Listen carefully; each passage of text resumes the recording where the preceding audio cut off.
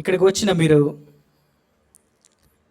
ప్రభు దృష్టిలో ఎంతో విలువైన వారు. దేవుడు ఊరికినే మనల్ని ఏర్పరచుకోలేదు, ఆయన ఎంతో విలువ పెట్టి మనల్ని కొన్నాడు. ఆయనకి మనం అంటే ఎంత ఇష్టం అంటే మన గురించి ఆయన యుద్ధం ఆడుతాడు. మనం అంటే చాలా ఇష్టం, ఎందుకంటే మనం ఆయనకి ఎంతో విలువైన వారము, ప్రశస్తమైన వారం. మీకు తెలుసు కదా, ఒకసారి రఫదీములో ఇశ్రాయేలీలు ఉన్నప్పుడు అమాలేకులు వచ్చి వాళ్ళతో యుద్ధం ఆడితే ప్రభు చాలా సీరియస్గా తీసుకున్నాడు ఆ విషయాన్ని. వాళ్ళతో నాకు తరతరములు యుద్ధం అంటాడు, వాళ్ళ పేరు ఇక నేను తుడిచిపెట్టను అంటాడు. ఎందుకంటే నా ప్రజలు వస్తే నా ప్రజల మీద వాళ్ళు యుద్ధం ఆడతారా? ఎంత ధైర్యం వాళ్ళకి! నా ప్రజలు వీళ్ళందరూ నేను ఏర్పరచుకున్నవారు. కాబట్టి మన దేవుని మందిరంలో ఉన్న వారందరూ ఎంతో విలువైనవారు. మన దృష్టికి మనం వేరే వాళ్ళ దృష్టికి మనం ఎలా ఉన్నా కానీ దేవుని దృష్టికి మనం ఎంతో విలువైన వారు. సరే, వాక్యంలోకి వెళదాం.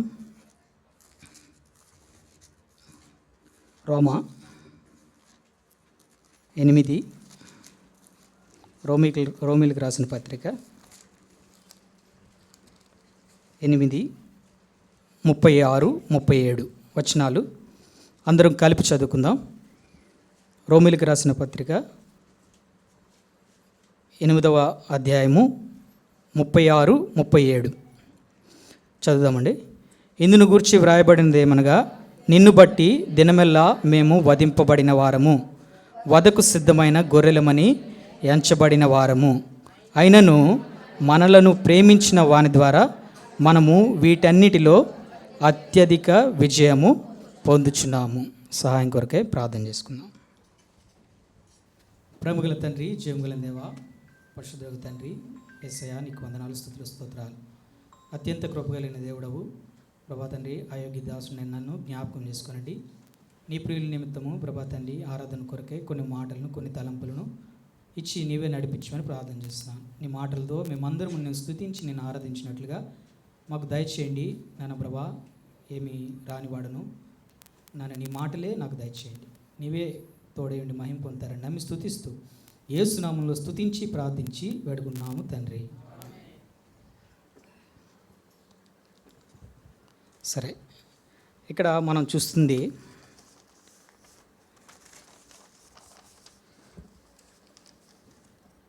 చూస్తాం, మనలను ప్రేమించిన వాని ద్వారా మనం ఏం చేస్తున్నామంట? అత్యధికమైన విజయం పొందుతున్నాం. మనకు కలిగిన జయము, మనకు కలిగిన నెమ్మది అంతా కూడా మన వలన కాదంట, మన యొక్క శక్తి చేత, మన భక్తి చేత కాదు. మనల్ని ప్రేమించిన వాని ద్వారా, మనల్ని ప్రేమించిన వాని ద్వారా వీటన్నిటిలో అంటే ఏంటన్నిటిలో అంట అక్కడ పైన రాయబడి ఉంది. ఏంటంటే, 1 వధింపబడడం, 2 వధకు సిద్ధంగా ఉంచేవారు. రెండు రకాల గ్రూప్స్ ఆఫ్ పీపుల్ ఉన్నారు. 1 వధింపబడుతున్నవారు, 2 వధకు సిద్ధమవుతున్నవారు. అంటే వధింపబడడం అంటే శ్రమల్లో ఉండడం, శ్రమల్లో ఉన్నవారు. వధకు సిద్ధమై ఉన్నవారంటే శ్రమలకు సిద్ధంగా ఉన్నవారు. 2 రకాలు చూడవచ్చు. 1 వధింపబడిన వారంటే ఆల్రెడీ శ్రమల్లో ఉన్నవారు. 2 వధకు సిద్ధమై ఉన్నవారంటే శ్రమ పెట్టబడ్డానికి రెడీగా ఉన్నవారు అనమాట. సో ఇలాంటి వారిని, శ్రమల్లో ఉన్నవారిని, శ్రమలకు సిద్ధమవుతున్న వారిని వారి జీవితాల్లో అత్యధిక విజయము పొందగలుగుతారంట. ఆ అత్యధిక విజయం ఎవరి వలన పొందుతారంటే, మనల్ని ప్రేమించిన మన ప్రభువైన యేసుక్రీస్తు ద్వారా. ఎలాంటి విజయాలంటే ఒక 4 పాయింట్స్, యాక్చువల్గా ఒక 7 రాసుకున్నాను కానీ ఒక 4 తీసుకొచ్చాను. సరే, 1 బానిసత్వం నుంచి మనకి విజయం ఇచ్చాడు దేవుడు. 2 అరణ్య మార్గంలో దేవుడు అత్యధికమైన విజయం ఇచ్చాడు. 3వది మన నిందల్లో మనకి విజయం ఇచ్చాడు.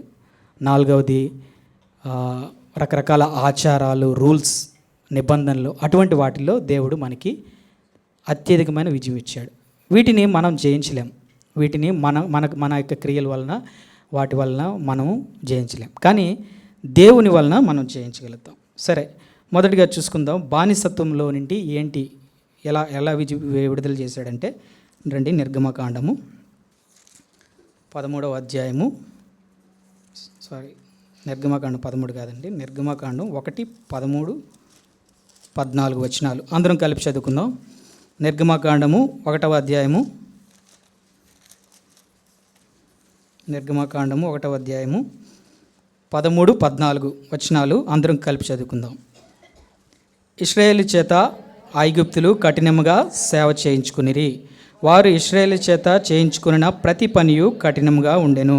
వారు జిగటమంటి పనిలోను, ఇటుక పనిలోను, పొలములో చే ప్రతి పనిలోను కఠినముగా సేవ చేయించి వారి ప్రాణములు విసిగించిరి. వారి ప్రాణములు ఏం చేశారంట? విసిగించారు. సో బానిసత్వంలో ఉన్న వారికి ఇట్లానే ఉంటుంది. మనకి బానిసత్వం అంటే ఇంకా వాళ్ళు ఏం చెప్తే అది మనం చేయాల్సిందే. ఇప్పుడు ఫోన్ ఉంది, ఇది నా కంట్రోల్లో ఉందంటే నేను ఏం చూడాలనుకున్నానో అది నేను చూస్తే అది నా కంట్రోల్లో ఉన్నట్టు. కానీ అది ఏది చూపిస్తుందో అది ఎలాగ ఇంక నేను చూడకుండా ఉండలేకపోతున్నాను అంటే నేను దానికి బానిస అయిపోయినట్టే. కాబట్టి ఇక్కడ ఐగుప్తు అనేది లోకమునకు సాదృశ్యంగా ఉంది. ఫరో సాతానుకు సాదృశ్యంగా ఉన్నాడు.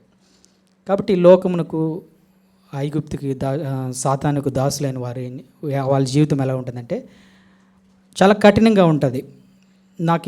ఒక్కొక్కసారి నాకెందుకు ఈ జీవితం, నాకే ఎందుకు ఇంత కష్టం, నేను దీని నుంచి విడుదల పొందలేకపోతున్నాను, ఎలా తప్పించుకోగలను అని రకరకాలుగా ఇబ్బంది పడతారు. సో అయితే సైతానుడు ఏం చేస్తాడంటే చాలా మెల్లిగా మనల్ని ఆ యొక్క దానికి తన యొక్క స్కీమ్స్ ద్వారా తన బానిసలుగా చేసుకుంటాడు. ఎట్లా బానిసలుగా చేసుకుంటాడంటే ఐగుప్తులోకి వెళ్ళిన ఇశ్రాయేలీలు ఎట్లా దాసత్వంలోకి వెళ్ళిపోయినారో అట్లాగనమాట.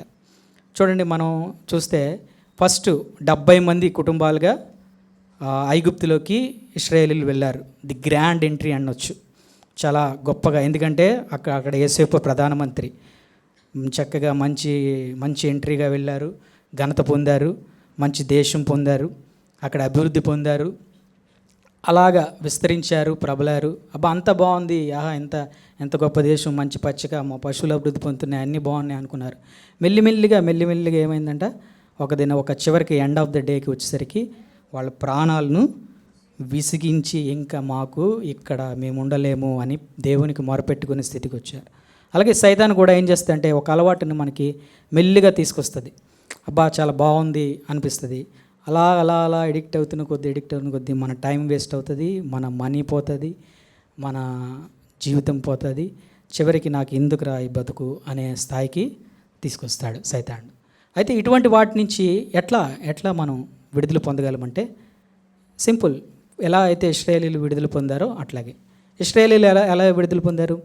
గొర్రెపిల్ల రక్తం ద్వారా ఇశ్రాయేలీలు విడుదల పొందారు. ఆ రోజు ఆ సంహార దూత అక్కడ సంచరించినప్పుడు ఆ గొర్రెపిల్ల రక్తం ద్వారా వీళ్ళు కాపాడబడ్డారు, ఐగుప్తు నుంచి దాసత్వం నుంచి విడుదల పొందారు. అలాగే మనం కూడా ఎట్లా ఇలాంటి బానిసత్వంలో ఒకవేళ మనం ఉంటే మనం ఎట్లా విడుదల పొందగలమంటే, ప్రభువా ఇదిగో నన్ను క్షమించు, నేను ఈ యొక్క భయంకరమైన బానిసత్వంలో ఉన్నాను. అది మనం గుర్తెరగల. ప్రభువా ఇగో ఈ అలవాటు మానలేకపోతున్నాను, లేకపోతే ఇది నాకు చాలా కష్టంగా ఉంది, నన్ను రక్షించు ప్రభువా అని మనం ఆయన యొద్ద మనం క్షమాపణ వేడుకొని ఆయనకు ప్రార్థన చేస్తే వెంటనే దేవుడు ఏం చేస్తాడంట, మన పాపలను క్షమిస్తాడు. మనకి దాని నుంచి విడుదల మార్గంలో మనల్ని నడిపించి విడుదల ఖచ్చితంగా ఇస్తాడు. నేను కూడా ఒకసారి ఒక 1 year ఒక అలవాటును వదులుకోవడానికి 1 year ప్రార్థన చేశాను. నిశ్చయంగా దేవుడు దాని నుంచి నన్ను విడిపించాడు. కానీ 1 year I will struggle for that, but lord give grace. సరే, అయితే ఎప్పుడైతే మనం ప్రార్థన చేస్తామో వెంటనే దేవుడు మొదటగా క్షమిస్తాడు, తర్వాత విడుదల చేస్తాడు. ఇక్కడ చూడండి, నిర్గమకాండము 12వ అధ్యాయం 31లో ఒక చదవండి. నిర్గమకాండం 12:31. ఆ రాత్రి వేళ ఫరో మోషే అహరోనును పిలిపించి వారితో, మీరును ఇశ్రాయేలును లేచి నా ప్రజల మధ్య నుండి బయలువెళ్ళుడి. మీరు చెప్పినట్లు పోయి యెహోవాను సేవించుడి. ఫరో భయపడిపోయాడు ఫరో. ఆ రాత్రి సంహార దూత, ఆ రాత్రే, మళ్ళీ ఉదయం వరకు కూడా వెయిట్ చేయలేదు ఫరో. ఆ రాత్రే అహరోను మోషేని పిలిపించి, బాబు ఇంక చాలు, మీరు వెళ్ళిపోండి, మీ దేవుణ్ణి సేవించుకోండి, వెళ్ళిపోండి అని. అలాగే మనం ప్రార్థన చేస్తే సైతానుడు కూడా వెంటనే భయపడిపోతాడు. అలాగే, ఆహా, నువ్వు ఈ పాపం నుంచి విడుదల పొందాలనుకుంటున్నావు, యేసుక్రీస్తు రక్తాన్ని ఆశ్రయించావు, సరే నువ్వు వెళ్ళిపో, నేను వదిలేస్తున్నానని దేవుడు అట్లా సైతానుడు మనల్ని విడిచి పారిపోతాడు. ఏ విధంగా ఫరో మనల్ని విడిచి పారిపోయినాడో అట్లాగా పారిపోతాడు అన్నమాట. కాబట్టి అట్లా దేవుడు మొదటగా మనల్ని ఎట్లా విజయం ఇచ్చాడంటే బానిసత్వం నుంచి దేవుడు విడుదల చేసినందుకు దేవునికి ఆరాధించాలి. ప్రభువా, దీని నుంచి నన్ను విడుదల చేస్తావు. నేను ఎన్నోసార్లు ట్రై చేశాను కానీ నా వల్ల కాలేదు, కానీ నీకు ప్రార్థన చేసినప్పుడు, నిన్ను వేడుకున్నప్పుడు నాకు జయం దొరికిందని ఆరాధించాలి. రెండోది అరణ్య మార్గము. ఇక్కడ నిర్గమకాండము 13వ అధ్యాయము 17-18. మరియు ఫరో ప్రజలను పోనీగా దేవుడు ఈ ప్రజలు యుద్ధము చూచినప్పుడు వారు పశ్చాత్తాపడి ఐగుప్తుకు తిరుగుదేమో అనుకుని ఫిలిష్తీయుల దేశము సమీపమైనను ఆ మార్గమున వారిని నడిపింపలేదు. 18. అయితే దేవుడు ప్రజలను చుట్టుదారియగు ఎర్ర సముద్రపు అరణ్య మార్గమున నడిపించాను. అంతే చాలండి. ఇక్కడ మనం చూస్తే దేవుడు మన స్థితిని, మన పరిస్థితిని ఎరిగే దేవుడు, మన ఆత్మీయ స్థితిని ఎరిగి దేవుడు నడిపిస్తాడు. యాక్చువల్గా ఫిలిష్తీయుల దేశము సమీపం అంట, కానీ అటువైపు వెళ్తే ఒకవేళ ఎక్కడ నా బిడ్డలు తట్టుకోలేరో, ఇంకా వాళ్ళు ఎందుకంటే ఎర్లీ స్టేజ్లో ఉన్నారు కాబట్టి, తర్వాత ఇశ్రాయేల్ గొప్ప యుద్ధాలు చేశారు, కానీ అది స్టార్టింగ్, అప్పుడే వాళ్ళకి ఎంతవరకు యుద్ధాలు లేవు. గోషెన్ దేశంలో ఉన్నారు, ఇంతవరకు యుద్ధాలు లేవు. తర్వాత బానిసత్వంలో ఉన్నారు, అంతవరకు యుద్ధాలు లేవు. వెంటనే యుద్ధాలు వస్తాయి, ఎక్కడ నా బిడ్డలకి ఇబ్బంది అవుతుందని చెప్పేసి ఆయన ఏం చేశాడంట, చుట్టుదారియగు అరణ్య మార్గంన నడిపించాడంట. కాబట్టి దేవుడు మన ఆత్మీయ స్థితిని, మన పరిస్థితిని గుర్తెరిగి మనల్ని నడిపిస్తాడు. అయితే అరణ్య మార్గంలో నడిపించినప్పుడు, అరణ్య మార్గం ఎలా ఉంటుందండి? అరణ్యం ఎవరైనా చూస్తారా? చాలా భయంకరమైనది అరణ్య మార్గము, చాలా కఠినమైనది. అక్కడ భయంకరమైన జంతువులు ఉంటాయి, క్రూర మృగాలు ఉంటాయి, ఎన్నో ఆపదలు ఉంటాయి, కొండలు, లోయలు. చాలా సరైన గైడెన్స్, అంటే ఆ దారి తెలిసిన వాళ్ళే తప్ప మిగతా వాళ్ళు కనుక ఆ అరణ్యంలో వెళ్తే త్రోవ తప్పిపోతారు, వాళ్ళ గమ్యానికి చేరరు. కాబట్టి అటువంటి భయంకరమైనది అరణ్యము. అయితే ఆ అరణ్య మార్గంలో దేవుడు వారిని నడిపించడానికి ఒక ఏర్పాటు చేసినాడు. ఏం చేశాడంటే, పగలు మేఘస్తంభము, రాత్రి అగ్నిస్తంభము. ఆ మేఘస్తంభము, అగ్నిస్తంభం ద్వారా వాళ్ళు ఏం చేశారు, ఆ అరణ్య మార్గంలో చక్కగా వారు వెళ్ళవలసిన గమ్యస్థానానికి చక్కగా నడిచిపోతున్నారు. ఆ అరణ్య మార్గంలో ఇంకా దేవుడు వాళ్ళకి ఏం చేశాడు, ఆహారం ఇచ్చాడు. పరలోక మన్నాతో శ్రేష్టమైన ఆహారం ఇచ్చాడు. వాళ్ళకి దాహం వేస్తే ఏం చేశాడు, బండ నుంచి నీళ్లను ఇచ్చాడు. అయ్యో, నీళ్ళు చేదైపోతే మధురంగా మార్చాడు. ఎన్నో అద్భుతాలు చేశాడు. అక్కడ ప్రతిదినము అరణ్య మార్గంలో వాళ్ళకి ఎట్లా ఉందంటే, ప్రతిదినము ఒక అద్భుతమే. మనకు తెలుసు కదా, ఆ మన్నా కురిసినప్పుడు 6 రోజులు కురిసేది మన్నా, 7వ రోజు కురిసేది కాదు. వాళ్ళు ఏం చేయాలంటే 6వ రోజుని 7వ రోజుకి సరిపడినంత కూర్చుకోవాలి. మిగతా 5 రోజులు ఏ రోజుది ఆ రోజే. ఒకవేళ పొరపాటున మరుసటి రోజుకి కానీ ఎక్కువ ఉంటే అది పురుగు పట్టి పాడైపోయేది, కానీ 6వ రోజుది పాడేది కాదు. అట్లా ఎంతకాలం జరిగింది? వాళ్ళు కనానులో ప్రవేశించి ఆ మొదటి సంవత్సర పంట వేసే వరకు, వాడిది తినే వరకు వాళ్ళకి ఆ మన్నా సప్లై అయితేనే వచ్చింది. ఎంత అద్భుతం కదా. అలాగే దేవుడు ఇట్లా ప్రతిరోజు ఒక అద్భుతంతో దేవుడు మాట్లాడుతూ వాళ్ళని నడిపిస్తూ సరైన మార్గంలో వెళ్ళడానికి దేవుడు అరణ్య మార్గంలో సహాయం చేసి, ఆ సైతాను బారి పడకుండా, అంటే ఆ క్రూర మృగాలు బారి పడకుండా, ఆ యొక్క ప్రమాదాల బారి పడకుండా దేవుడు కాపాడుతూ వారిని సరైన స్థానానికి నడిపించుకొచ్చాడు. ఈ రోజుల్లో కూడా దేవుడు అట్లానే మనల్ని ఆ యొక్క మార్గంలో మనల్ని అట్లా నడిపిస్తున్నాడు. ఎట్లా నడిపిస్తున్నాడండి? అట్లాగే ఎలా అంటే, పగలు మేఘస్తంభం అంటే ఓల్డ్ టెస్ట్మెంట్, అగ్నిస్తంభం అంటే న్యూ టెస్ట్మెంట్. ఎందుకంటే ఓల్డ్ టెస్ట్మెంట్ మేఘము, దేవుడు ప్రత్యక్షమైనప్పుడు మేఘం ద్వారా ప్రత్యక్షమయ్యేవాడు. అలాగే నూతన నిబంధనలో దేవుడు దహించి అగ్ని పరిశుద్ధాత్మ అగ్ని. సో అలా అనుకోవచ్చు. So old testament, new testament అంటే బైబిల్. ఎవరైతే ఇప్పుడు ప్రభునామంలో రక్షించబడి, ఎవరైతే దేవుని యందు బాప్తిసం పొంది వాళ్ళ జీవితాన్ని దేవుని యొక్క పరమకణానికి చేరాలనుకుంటారో వాళ్ళకి గైడెన్స్ ఏంటంటే, ఈ లోకంలో మనం తప్పుకోకుండా గైడెన్స్ ఏంటంటే ఈ బైబిల్. ఈ బైబిల్లో ఏ విధంగా వాళ్ళకి ప్రతిదినము ఆహారం వచ్చిందో, అలాగే ప్రతిదినము మనం దీన్ని ధ్యానిస్తే దేవుడు ఒక వాగ్దానం ఇస్తాడు, దేవుడు నడిపిస్తాడు, దేవుడు తన వాక్యం ద్వారా గైడ్ చేస్తాడు. ఒకవేళ ఈ వాక్యమే మనకి జీవాహారము, మన దప్పి తీర్చే జీవాహారము, మనకి దాహం తీర్చే జీవజలము, మన భయాలను పోగొట్టేది, మనల్ని స్వస్థపరిచేది ఈ వాక్యమే. ఈ వాక్యము ఈ రోజుకి సజీవమైంది.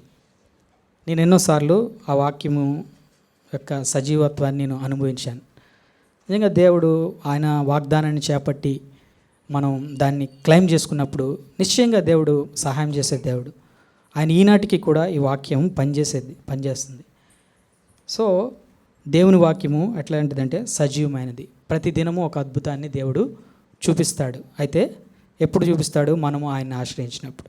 ఏ విధంగా ఇశ్రాయేలీయులు ఆ మేఘస్తంభాన్ని, ఆ అగ్నిస్తంభాన్ని అనుసరించి నడిచినారో అట్లా మనం నడిస్తే గమ్యస్థానానికి వెళ్తాం. అయితే మార్గంలో కొంతమంది తప్పిపోయారు. ఎందుకు? వాళ్ళు దేవుని నమ్మక, దేవుని వాగ్దానాలని, దేవుని క్రియలను నమ్మక, చూచి కూడా నమ్మక. సైతానుడు అట్లానే చేస్తుంది మనకి. దేవుని వాక్యం ఎంతగా దేవుడు సాయం చేసినా చాలా సింపుల్గా మర్చిపెట్టేట్లుగా చేస్తుంది.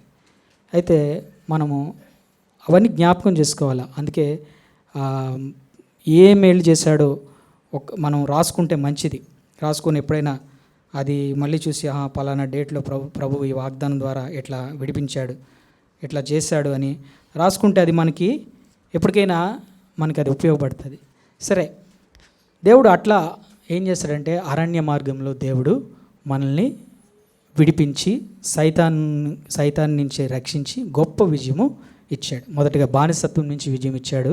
రెండవది అరణ్య మార్గంలో మనకి అత్యధిక విజయం ఇచ్చాడు. ఒకవేళ ఆ దేవుడే కనుక మనకి ఆ వాక్యం ద్వారా అట్లా నడిపించకపోతే మనం జయం పొందలేం, సైతాన్ దగ్గర ఓడిపోతాం. మూడవది నిందల్లో దేవుడు మనకి విజయం ఇచ్చాడు. నిందల్లో విజయం ఇచ్చాడు. రూతు గ్రంథము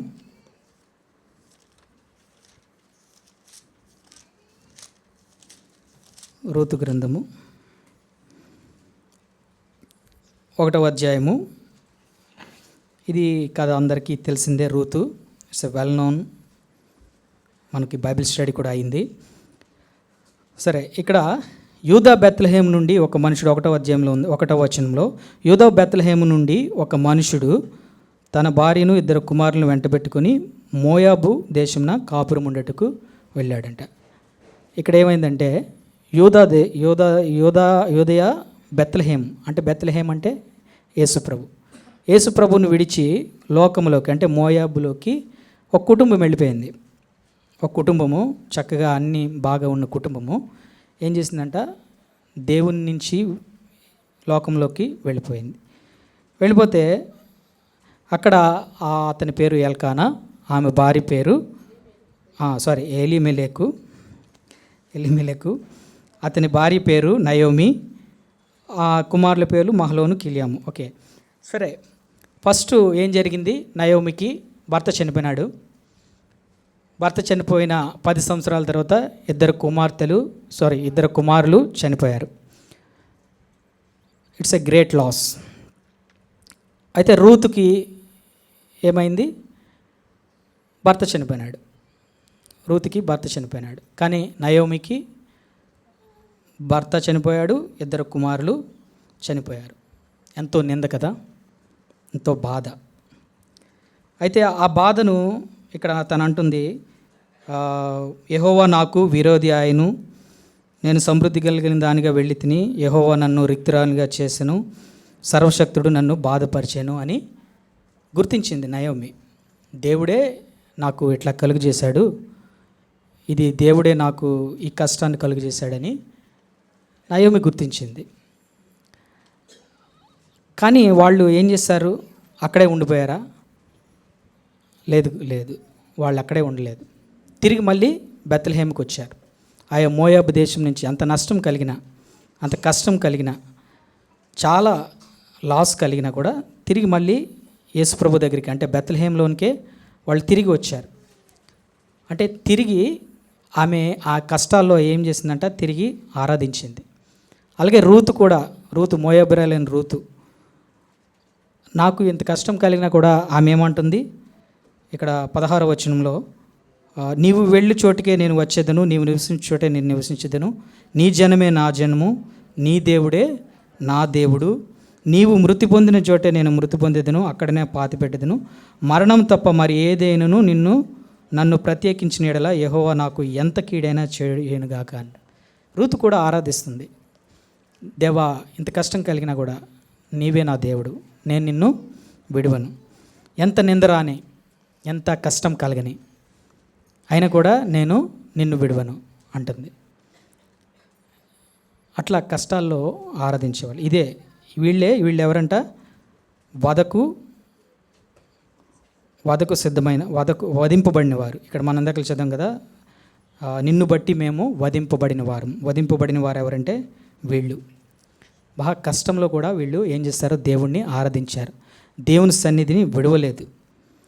అయితే దేవుడు కష్టాలను ఇస్తాడు, అది దేవుని యొక్క, మనకు తెలియదు ఎందుకు ఇట్లాంటి కష్టాలు ఇస్తాడో, ఎందుకు ఇలా చేస్తాడో అనేది మనకు తెలియదు.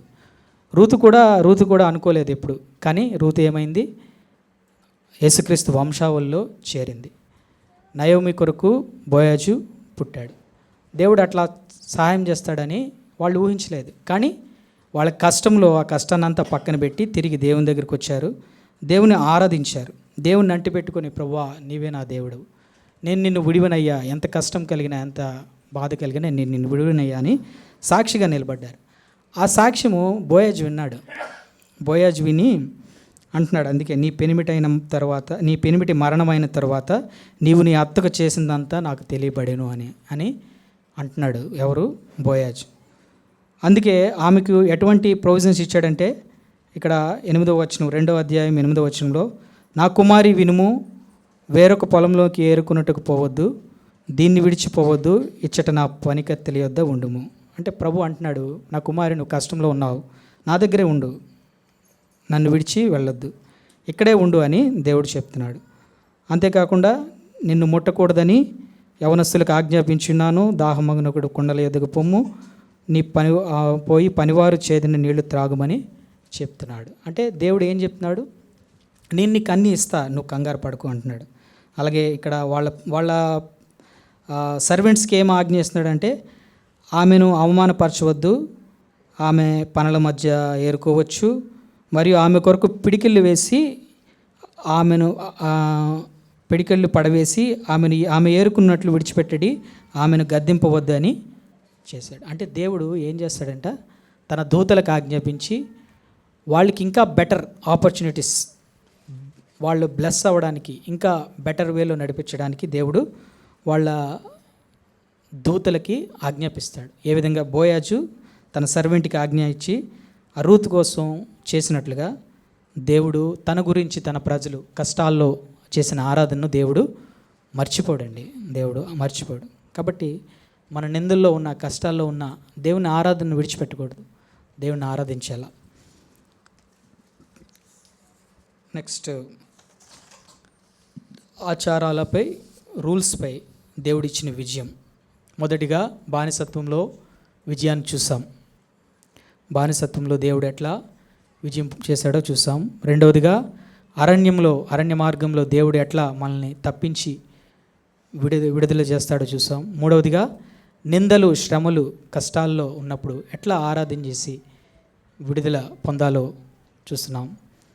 నాలుగవదిగా ఆచారాలు, రూల్స్, వీటిలో విజయాలు. ఎందుకంటే కొన్ని ఆచారాలు ఎట్లా ఉంటాయంటే అవి దేవుని దగ్గర నుంచి మనల్ని దూరపరుస్తాయి. అవి అనుకుంటాం ఇవి దేవుని కోసమే చేస్తున్నాం అనుకుంటాం, కానీ అవి అవి ప్రజలు దేవుని యొక్క ప్రేమను పొందకుండా దూరపరచడానికి అవి ఉంటాయన్నమాట. సరే, యోహాను సువార్త 5వ అధ్యాయము, యోహాను సువార్త 5వ అధ్యాయము 2వ వచనంలో బెతస్దా అనబడిన ఒక కోనేరు ఉందట. బెతస్దా అనబడిన ఒక కోనేరు ఉంది. అలాగే 4వ వచనం ఒకటి చదవండి. ఆయా సమయములకు దేవదూత కోనేటిలో దిగి నీళ్లు కలదించడం కలదు. అంటే ఆ సమయంలో అక్కడ ఒక కోనేరు ఉంది. ఆ కోనేరులో ఒక దేవదూతట వేరే వేరే టైంలో ఎప్పుడొస్తో తెలియదు, ఆయా సమయాల్లో వచ్చి నీరు కదిలిస్తుందట. తర్వాత నీరు కదిలింపబడిన పిమ్మట మొదట ఎవడు దిగునో వాడు ఎట్టి వ్యాధి గలవాడైనను బాగుపడును. సో ఎప్పుడైతే ఆ దేవదూత ఆ నీరుని కదిలిస్తుందో, వాడు ఎటువంటి వ్యాధి కలిగిన వాడైనా వాడు బాగుపడతాడు. అయితే ఎలా ఎలా ఎలా ఎలా అండి ఇది వర్కౌట్ అవుతుంది? ఎవరు ముందుకు ఎవడు దిగునో మొదట ఎవడు దిగునో. ఎంతోమంది ఉంటారు, దేవదూత ఎప్పుడు కదిలిస్తుందో తెలియదు, అక్కడ అలా కాచుకొని ఉండాలి. ఎప్పుడో కదిలిస్తుంది. ఇలా కదిలించిన వెంటనే అక్కడ మేబీ ఒక 1000 మంది ఉండొచ్చు. అందరిలో పోటీపడి ఒక్కసారిగా దూకుతారు. అందులో ఎవరైతే ఫస్ట్ పడతాడో వాడు మాత్రమే స్వస్థపరచబడతాడు, మిగతా వారికి స్వస్థత ఉండదు. ఇది ఒక రూల్ లేదా ఒక ఆచారం, ఒక రూల్ అనుకోవచ్చు. జనరల్గా కొన్ని వ్రతాలు ఇలా ఉంటాయి, వ్రత నియమాలు అలా అన్నప్పుడు ఇవన్నీ చేస్తే దానికి ఫలం ఇలా ఉంటుంది. ఇది కూడా అలాగే కనిపిస్తుంది. ఏంటంటే ఆ దేవదూత ఆ టైంలో వస్తుంది, ఆ టైంలో మీరు పడిన తర్వాత బాగుపడతారని. సరే, ఇక్కడ 6వ వచనంలో యేసు వాడు పడి ఉండటం చూచి వాడప్పటికీ బహుకాలం నుండి ఆ స్థితిలో ఉన్నాడని ఎరిగి. అక్కడ ఒక అతను ఉన్నాడంట. పాపం అతను దాదాపు 38 ఏండ్ల నుండి ఒక వ్యాధితో ఉన్నాడు. అక్కడ బహుకాలం నుండి అక్కడ ఉన్నాడు. పాపం ఎన్ని సంవత్సరాల నుంచి ట్రైన్ చేస్తున్నాడో స్వస్థత కోసం. అక్కడ ఉన్నాడంట. ఉన్న తర్వాత చదవండి. ఎరిగి స్వస్థపడగోరుచున్నావా అని వాడిని అడుగు. అప్పుడు ప్రభు వెళ్ళి అడిగాడు అనమాట. ఏంటి అడిగాడు? నీవు స్వస్థపరచబడగోరుచున్నావా అని అడిగాడు. అడిగితే అప్పుడు వాడంటున్నాడు, ఆరోగి, అయ్యా నీళ్లు కదిలింపబడినప్పుడు నన్ను కోనేటిలో దించుటకు ఎవడూ లేడు. అప్పుడు అంటున్నాడు అతను, నువ్వు స్వస్థపరచబడుతున్నావా అని అంటే, అవును ప్రభా నేను స్వస్థపరచబడుతున్నాను అని అనొచ్చు కదా. అనుకుంటే ఏమంటున్నాడు, తన బాధ చెప్తున్నాడు. అయ్యా నేను చాలా కాలం నుంచి ఇక్కడ ఎంతో వెయిట్ చేస్తున్నాను. ఆ నీళ్ళు కదిలినప్పుడు కోనేటిలో దించడం, ఎందుకంటే నా కాళ్ళు బాగాలేవు కాబట్టి నన్ను దించడానికి నాకు ఎవ్వరూ లేరయ్యా. తర్వాత చదవండి. వచ్చినంతలో మరి ఒకడు నాకంటే ముందుగా దిగినని ఆయనకు ముద్రం ఇచ్చును. కాబట్టి ప్రభా నాకు సహాయం చేసే వాళ్ళు ఎవరు లేరయ్యా, నాకంటే ముందు ఇంకో వేరే వాళ్ళు దిగిపోతున్నారయ్యా, అందువల్ల నాకు స్వస్థత దొరకలేదు అని అంటున్నాడు. అన్నప్పుడు 8వ వచనం చదవండి. యేసు నీవు లేచి నీ పరుపెత్తుకొని నడుమని వానితో చెప్పగా వెంటనే వాడు స్వస్థత నుండి తన పరుపెత్తుకొని నడిచాను. ఎంత సింపుల్గా, ఎంత ఈజీగా రక్షణ దొరికింది, స్వస్థత దొరికింది. చాలా సింపుల్గా దొరికింది కదా. అక్కడ ఎన్నో ఏళ్ల నుంచి పాపం ఎన్నో తిప్పలు పడుతున్నాడు, ఎన్నో ఇబ్బందులు పడుతున్నాడు. ఎవరు నన్ను అందులోకి దించుతారు, అందులోకి దించినా కూడా అది కూడా ఫస్టే పడాలి ఎట్లా అని. కానీ ఆశ చావక ఆయన ట్రై చేస్తూనే ఉన్నాడు. చేస్తున్నప్పుడు యేసు ఏం చేశాడంట, ప్రభు వచ్చి అంత కష్టం ఎందుకురా నీకు స్వస్థపరచబడుతున్నావా, నన్ను అడుగు నన్ను అడిగితే నేను సహాయం చేస్తాను. అప్పుడు యేసు ఏం చెప్పాడు? తన వాక్కు ఏమిచ్చాడు? నీవు లేచి నీ పరుపెత్తుకొని నడుమని చెప్పగా. యేసు మాటలో ఎంతో శక్తి ఉంది. నువ్వు లేచి నువ్వు నడు, నీ పరుపెత్తుకొని నడు అనగానే ఆయనకి స్వస్థత వచ్చింది. కాబట్టి కొన్ని ఆచారాలు వాటిని నమ్ముకున్నట్టు కంటే దేవుని మీద ఆధారపడినప్పుడు దేవుడు సహాయం చేస్తాడు. నాకు కూడా ఒక ఆచారం ఉండేది. అంటే ఆచారం అంటే ఒక చిన్న సెంటిమెంట్ లాగా అనమాట. ఏంటంటే బైబిల్ కోరస్ పాడినప్పుడు ఎప్పుడు బైబిల్ ఉంటేనే ఎత్తాను, లేకపోతే చెయ్యెత్తాను. అలా ఉండిపోయి పాట పాడడం లేదా ఏదో చేస్తాను. అది ఒక చిన్న నాకు ఒక సెంటిమెంట్ లాగా అదనమాట. అయితే ఒకసారి ఏం జరిగిందంటే, ఒకసారి అలాగే పాట పాడడానికి నేను ఇక్కడికి వచ్చాను. ఆ రోజు నేను బైబిల్ తెచ్చుకోలేదు, పాటల బుక్ మాత్రమే తెచ్చుకున్నాను. పాట అయిపోయింది. ఈ పక్కన మొన్న చనిపోయిన మమ్రే యేసుదాస్ గారు ఆయన ఇక్కడ కూర్చున్నారు. ఆయన కూర్చున్నప్పుడు ఆయన బైబిల్ ఇక్కడ ఉంది. సరే నేను పాట పాడేశాను. పాట పాడేసిన తర్వాత బైబిల్ కోరస్ అన్నారు. కిందకి వెళ్దామంటే మళ్ళీ బాగోదు, సర్లే అయితే ఇక్కడ ఏదో బైబిల్ ఉంది కదా. నా ఆచారం ఏంటి, లేదా నేను అనుకునే రూల్ ఏంటంటే బైబిలే ఎత్తాలి, ఇంకేమీ ఎత్తకూడదు, ఓన్లీ బైబిల్ మాత్రమే పట్టుకొని బైబిల్ కోరస్ పాడాలి అని. అయితే సొంత బైబిల్ మాత్రమే ఎవరు సొంత బైబిల్ వాళ్ళే ఎత్తి పాడాలని ఒక రూల్ ఉందంటే అది నాకు తెలియదు. అప్పుడులో అది నాకు తెలియదు. సరే ఇక్కడ ఏదో బైబిల్ ఉంది కదా, ఖాళీగా ఉంది కదా, ఆయన అక్కడ కూర్చున్నారు, ఏం చేద్దాం అని చెప్పేసి ఆయన బైబిల్ తీసి నేను ఎత్తి పాట పాడేసాను. ఆయన అప్పుడే పాపం లేచారు. ఆయన అనుకున్నారట ఆయన బైబిల్ ఇద్దామని ఆయన అనుకున్నారంట. అదే విషయం నాకు తెలియదు. సరే కదా అని నేను పాట అయిపోయింది, పాడేసాను. కిందకి వెళ్ళిపోయిన తర్వాత అప్పుడు ఆయన అడిగారు, నీ బైబిల్ ఎదురా అని అడిగాడు. అడిగితే అది ఇక్కడ చూపించి, నేను బైబిల్ ఎద్దాం అనుకున్నాను, ఈడెవడో నా బైబిల్ ఎత్తేసాడు అనేసి ఆయన అన్నారు.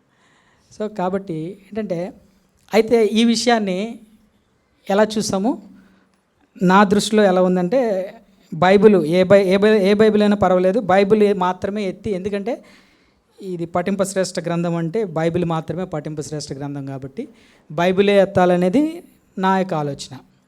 ఆయన ఆలోచన ఏంటి, ఎవరు సొంత బైబిల్ వాళ్ళే ఎత్తాలి అనేది ఆలోచన. సో ప్రభు ఎట్లా చూస్తాడంటే ఈ విషయాన్ని, ఓకే నా కుమారుడు బైబిల్ ఎత్తి పాడాడు, వెరీ గుడ్. ఆయన ఒకవేళ సొంత బైబిల్ ఎత్తితే ఆయన సొంత బైబిల్ ఎత్తి పాడాడు, లేదా ఆయన బైబిల్ ఆ అబ్బాయి ఎత్తాడు కాబట్టి తను మామూలుగా ఉన్నాడని దేవుడు అట్లా చూస్తాడు. అంతేగాని దేవుడు నువ్వు ఎందుకు సొంత బైబిల్, నీ బైబిల్ ఎందుకు ఎత్తలేదు అని దేవుడు అట్లా కోప్పడి ప్రతిదానికి వాదించి ప్రతిదానికి విమర్శించేవాడు కాదు దేవుడు. సైతాన్ అట్లా విమర్శిస్తుంది. ప్రతి చిన్నదానికి ఈ రూల్ నువ్వు తప్పావు, లేదా ఈ రూల్ తప్పావు, ఇది చేయలేదు, అది చేయలేదు, ఇది కొంచెం డివేట్ చేసావు, ఇది ఇక్కడ అలా చేసావు, లేదా అట్లా చాలా ఉంటాయి. మన ఫెలోషిప్లో చాలా ఉంటాయి ఆచారాలు. అట్లన్నింటికి కూడా వెళ్ళట్లేదు. కానీ గాడ్ సీస్ ద హార్ట్. దేవుడు హృదయాన్ని చూస్తాడు. ఏ యొక్క హృదయంతో నా బిడ్డ చేశాడు, అది మంచిదా లేకపోతే మంచిది కాదా, తన ఎటువంటి హృదయంతో ఆ పని చేశాడనేది దేవుడు చూసి అంగీకరిస్తాడు. కానీ మనుషులు ఎట్లా చూస్తారంటే, అట్లా కదా, నువ్వు తప్పిపోయావు, ఇక్కడ ఈ లైన్ చిన్న క్రాస్ చేస్తావు, ఇది నువ్వు ఎట్లా చేయకూడదు, నువ్వు దీన్ని ఎలా చేయాలి, అట్లా చేయాలి, అట్లా ఉంటుంది అనమాట. సో దానివల్లనే ఏమవుతుందంటే, కొంతమంది అభ్యంతర పడవచ్చు, కొంతమంది విసుక్కోవచ్చు. అటువంటి వాటి వలన ఏమవుతుందంటే, దేవునిలో వాళ్ళు సరే అమ్మ ఎదుగుతున్నాం, దేవునిలో కాస్త బాగున్నాం అనుకునేసరికి ఇటువంటిది ఏదో ఒక చిన్న దెబ్బ తగలగానే వాళ్ళ ఆత్మ చల్లారడం స్టార్ట్ చేస్తుంది. అది సైతాన్ చేసే క్రియ. మనం ఎప్పుడు ఒక రూల్ ఉందంటే అది ఎట్లా ఉండాలంటే, ఆ మనిషిని దేవుని యొద్దకు నడిపించేదిగా ఉండాలి, అంతేగాని దేవుని దగ్గర నుంచి దూరపరిచేదిగా ఉండకూడదు. ఏదైనా చెప్పినా కూడా ప్రేమతో వాళ్ళకి అర్థమయ్యేటట్లు, ఇది ఈ పద్ధతి, నువ్వు ఇలా చేస్తావు, ఎందుకు చేస్తావు, ఓకే సరే ఇంకొకసారి అలా చేయకు, అట్లా మనం తండ్రి వలె ఏం చేయాలట, ఆ ఆచారాల్ని అట్లా తీసుకోవాలి. అంతేగాని అందుకే దేవుడు అంటాడు కదా, ఆచారాలు మనుషుల కొరకు, అది ఎలా ఉంటుందంటే, కాదు ఆజ్ఞల కొరకు మనుషుల కొరకు ఆజ్ఞలు కానీ ఆజ్ఞల కొరకు మనుషులు కాదు అని ఒక వచనం ఉంటుంది, నాకు గుర్తు రాలేదు. బట్ ఏంటంటే ఏదైనా ఒక కమాండ్మెంట్స్ కానీ ఒక ఇవి కానీ ఇచ్చాడంటే మనం బాగుపడడానికి దేవుడు ఇచ్చాడు, కానీ వాటిని పాటించడానికి మనల్ని సృష్టించలేదు దేవుడు. సో పాయింట్ ఏంటంటే అది. కాబట్టి దేవుణ్ణి మనం మహింపరచాల, దేవుడు మన కోసం ఎన్నో ఇలాంటి ఆచారాలు. ఒక ధనవంతుడు వచ్చి ప్రభు దగ్గరికి, ప్రభువా నేను నిత్య జీవం పొందడానికి ఏం చేయాలి ప్రభు అంటే, ప్రభు అన్నాడు నీ ఆస్తిని అంతా విడిచిపెట్టి నన్ను వెంబడించు అంటే అతను వ్యసనపడి వెళ్ళిపోయాడు. అదే సిలువ మీద ఉన్న దొంగ ప్రభు మీద విశ్వసించి, ప్రభువా నన్ను నీ రాజ్యంలో జ్ఞాపకం చేసుకో అనగానే ప్రభు ఏం చేశాడు, నీవు కూడా నా యొక్క రాజ్యంలో ఉండు అని. కాబట్టి దేవుడు హృదయాన్ని చూస్తాడు, ఎంత పూర్ణ హృదయంతో ఎట్లా మనం చేసామో అది దేవుడు చూస్తాడు. ఒకవేళ ఆ సిలువ మీద ఉన్న దొంగ, మనం అనుకుంటాం సిలువ మీద ఉన్న దొంగ అన్నాళ్ళు ఎన్నో పాపాలు చేశాడు, ఎంతో చాలా దారుణంగా బ్రతికాడు, ఆ రోజు ఒక్క మాటతోనే పరలోకానికి వెళ్ళిపోయాడు, ఇన్ని కష్టాలు పడిన వాళ్ళు ఎట్లా అనేసి అనుకుంటాం. ఒకవేళ సిలువ మీద ఉన్న దొంగకే కనుక అక్కడ ఆయనకి ఇంకా చాయిస్ లేదు, కానీ ఒకవేళ అతనికే కనుక మళ్ళీ జీవం ఉంటే ఖచ్చితంగా దేవుని కొరకు సాక్ష్యంగా 100% ఖచ్చితంగా ఆయన జీవిస్తాడు. అయితే దేవుడు ఆ హృదయాన్ని చూశాడు, అతను సంపూర్ణంగా నన్ను విశ్వసించాడా లేదని చూసి వెంటనే ఆయన అంగీకరించి పరలోకంకు తీసుకువెళ్ళాడు. మళ్ళీ ఒకసారి చూద్దాం, రోమా 8:36. రోమా 8:36. ఒక నిమిషం. 36 ఇందును గురించి వ్రాయబడినది ఏమనగా, నిన్ను బట్టి దినమెల్లా మేము వధింపబడిన వారము, వధకు సిద్ధమైన గొర్రెలముగా ఎంచబడుతున్నారు. కాబట్టి దేవుని వలన మనము ఎట్లా అంట వధింపబడిన వారము, వధకు సిద్ధముగా ఎంచబడిన వారము. సో 50-50, అంటే కొంతమంది శ్రమల్లో ఉన్నవాళ్ళు, కొంతమంది శ్రమలు లేనివారు. కానీ మన ప్రభు ఎలా ఉన్నాడండి? మన ప్రభు ఎలా ఉన్నాడు? ఒకసారి ప్రకటన గ్రంథము 5వ అధ్యాయము, ప్రకటన గ్రంథము 5వ అధ్యాయము 10వ వచనము. ఆ పెద్దలు నీవు ఆ గ్రంథమును తీసుకొని దాని ముద్రలు విప్పుటకు యోగ్యుడవు, నీవు వధింపబడిన వాడవై నీ రక్తమిచ్చి. ఆయన వధింపబడినవుగా ఉన్నాడంట. మనము వధింపబడిన వారము, లేదంటే వధకు సిద్ధంగా ఉన్నాం. కానీ ఇక్కడ దేవుడు ఎట్లా ఉన్నాడంట? వధింపబడిన వాడుగా ఉన్నాడంట. ఆయన రక్తము ఇచ్చినాడట. అట్లాగే 12వ అధ్యాయం చదవండి. వారు వధింపబడిన గొర్రెపిల్ల శక్తియు ఐశ్వర్యమును జ్ఞానమును బలమును ఘనతయు మహిమయు స్తోత్రమును పొందనర్హుడని గొప్ప స్వరంతో వారు అక్కడ పరలోకంలో దేవుడు ఎట్లా ఉన్నాడంటే వధింపబడిన గొర్రెపిల్ల, వధింపబడ్డాడు. ఆ వధింపబడి ఆయన రక్తం ఇంకా ఈ రోజుకి కూడా మనకి పాపక్షమాపణ ఇస్తుంది, రేపు రాబోయే తరాలకు కూడా పాపక్షమాపణ ఇస్తుంది. ఆయన ఈ యొక్క లోకమంతా అంతమయ్యే వరకు కూడా ఆయన రక్తము అట్లా వధింపబడి ప్రవహిస్తూ ఉన్నది. ఎందుకంటే తన ప్రేమించిన తన ప్రియులైన ప్రజల కొరకు.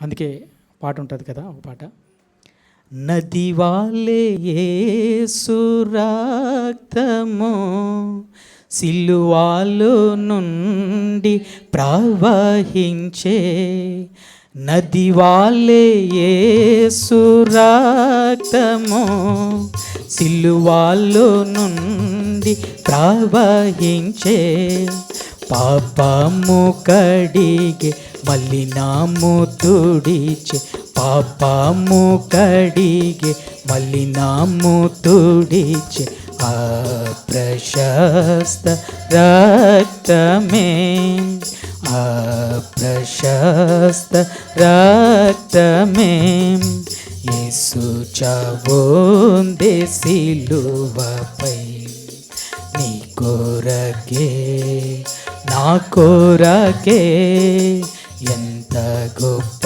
శ్రమనోచెను నీ కొరకే నా కొరకే. కాబట్టి నది వలె ఈ రోజుకి ప్రవహిస్తుంది. మనం వధింపబడకపోయినా ఆయనను బట్టి అంట, ఆయనను బట్టే వధింపబడతాం. ఒకవేళ ఆయన లేకపోతే మన పరిస్థితి వేరేగా ఉంటుంది. కానీ ఆయన మాత్రం మన కొరకు అంటే దేవుని బిడ్డల కొరకు, ఇంకా రక్షింపబడుతున్న వారి కొరకు ఆయన వధింపబడి ఆయన రక్తము అట్లా ప్రవహిస్తూనే ఉంది. ఎప్పుడు నా బిడ్డ నా దగ్గరికి వస్తాడు, ఎప్పుడు ఆయన నా రక్తంలో కడగబడతాడు, ఎప్పుడు నా వాడిగా అవుతాడని మన కొరకు ఆయన పరలోకంలో కూడా వధింపబడిన గొర్రెపిల్ల వలె కనిపిస్తున్నాడట. ఎంత గొప్ప ధన్యత. కాబట్టి మనం ఆరాధించడానికి, దేవుని ఆరాధించినప్పుడు మన కష్టాల్లో, మన నిందల్లో, ప్రభువా ఈ కష్టాలు వచ్చినా ఈ నిందలు వచ్చినా నీవే నా దేవుడవు అని ఆరాధించాలి. ప్రభువా ఈ అరణ్య మార్గంలో నాకు నీవే సహాయం చేసి నడిపిస్తున్నావు, నీకే మహిమ అని మనం ఆరాధించాలి. ప్రభువా ఈ ఆచారాలు కాదయ్యా నన్ను రక్షించింది, ఈ రూల్స్ కాదయ్యా నన్ను రక్షించింది, నీవే నన్ను రక్షించావు ప్రభువా అని ఆరాధించాలి. చివరిగా ప్రభువా భయంకరమైన సాతాను నుండి, ఆ బానిసత్వపు బ్రతుకు నుండి, ఆ అలవాట్ల నుండి నన్ను రక్షించిన వాడు నీవే ప్రభువా అని మనము ఆరాధిద్దాం.